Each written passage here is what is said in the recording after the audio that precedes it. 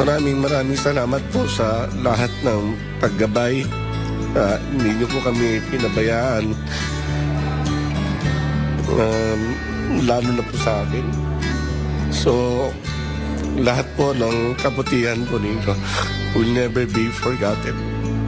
Asahan po ninyo na inyong kapulisan ay mananatiling naririto upang magbigay po ng serbisyong tama para po sa ating mga kababayan. On behalf of the 225